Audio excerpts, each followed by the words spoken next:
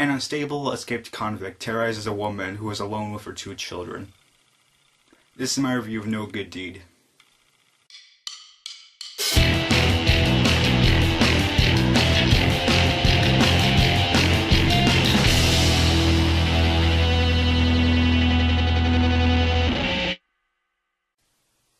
So when I saw this movie in September with my dad, I had no idea what I was going to see. I mean, I knew I was going to see some sort of home invasion, thriller, suspense type of movie. But what I mean is I didn't know if I was going to see a good or bad movie. And I have to tell you guys that I think No Good Deed could have been a little bit better of a movie.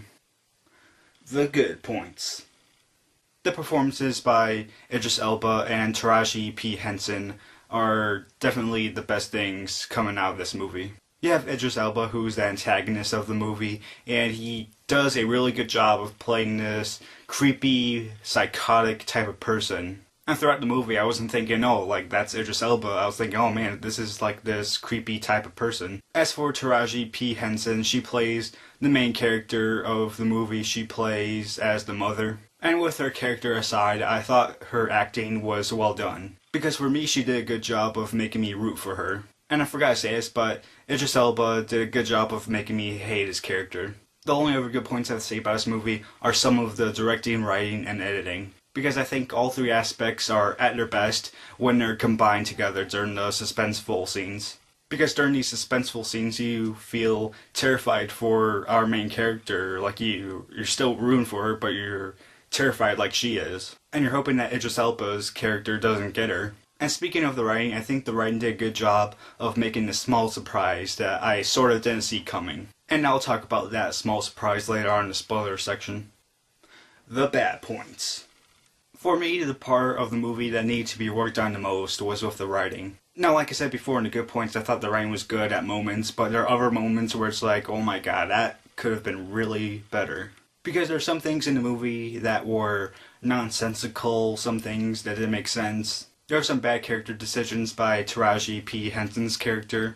There was a bit of a coincidence that was written into this movie that I sort of didn't like, even though it was trying to play on the suspenseful side of the movie. But the one thing I hated about this movie with the writing aspect is about Taraji P. Henson's character. And by her character, I mean the background of the character. Because what I'm about to say is not a spoiler because we find this out early on in the movie, but the character played by her is a sort of lawyer type of person, this sort of legal advisor that does court cases that have to do with assault cases, like with boyfriends or husbands or stuff like that. And she said that she studied law and psychology, I believe, as well. So when Idris Elba's character and Taraji P. Henson's character meet for the first time, and when Idris Elba's character is giving off these weird vibes, it's as if Henson's character doesn't realize like what's going on with this person, like that he may be a little bit strange or weird. And if you're alone in your house with your 2 kids and you have this stranger come in your house and talk to him and he's giving off weird vibes, I would have been like, yeah, you're a little bit strange, I'll keep my eye on you for right now, but I'll still think that you're weird and I'll like try to get you out or call the police if you're becoming more weird. But as for the coincidence I was talking about, I'll talk about that coincidence in the spoiler section. I think another fault of this movie is some of the combinations between the directing and the acting. Because I think at some moments the directing could have been just a tiny bit better, some of the acting could have been a tiny bit better. But the person in the cast that I didn't like the most was a child actor. Because I don't know if she didn't know how to act during some of the scenes because she didn't get the right direction, or if she just didn't know how to act at some moments. For example, and this isn't a real big spoiler, but there are 2 moments where there are gunshots. And if I were the kid and I heard gunshots, I would have been like, what was that? And I would have been screaming, but the kid isn't screaming in the movie, she isn't crying, she isn't coming out of her room to see like what's going on. And the final thing I didn't like about this movie was the ending, because, okay, I get it, like, you have to end this movie somehow, and the ending for this movie was like, it made sense, but just like when it came on screen, it didn't like feel right. And after a few hours, when I watched the movie, I was thinking to myself, what was the point of this movie? Like, was the movie supposed to tell us, like, be careful who you trust, or be careful who you let into your house, or something like that? Because if that was the point they're trying to get across in this movie, then okay, they did a good job at that. But I mean, other than that, it's just somewhat of a forgettable movie. Like I said, I saw this movie with my dad. My dad gives this movie a 2.75 out of 4 stars, while I give it a 1.75 out of 4 stars. Like I said, I thought this movie did well with the performances by Idris Elba and Taraji P. Henson, and I thought the suspenseful scenes were done well. But most of the writing, some of the directing, acting, and the ending of the movie made this movie okay. And I don't think you really need to see this movie unless you're really bored out of your mind and have nothing else to do. Alright, spoilers for No Good Deed. If you haven't seen this movie yet, then get over now. And if you still want to see it, then get over now. And yeah, if you don't want to be spoiled, get over now.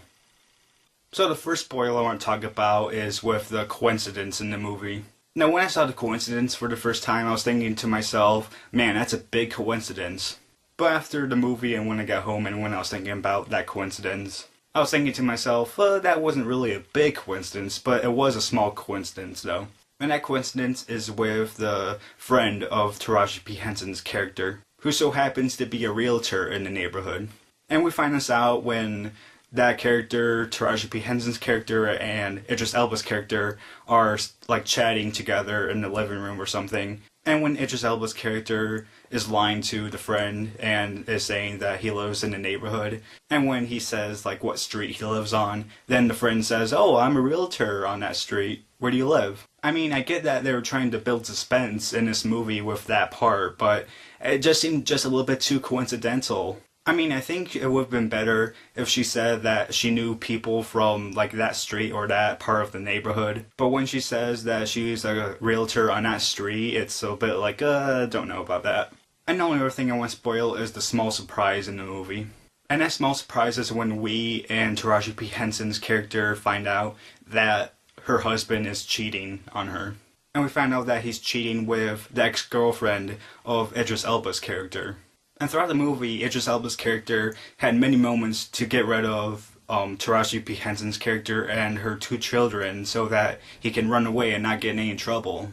But instead, he keeps them with him still, and I was wondering like why he was doing that. And when the surprise came, it's like, oh, that's why he's doing it, so that he can get revenge in a way.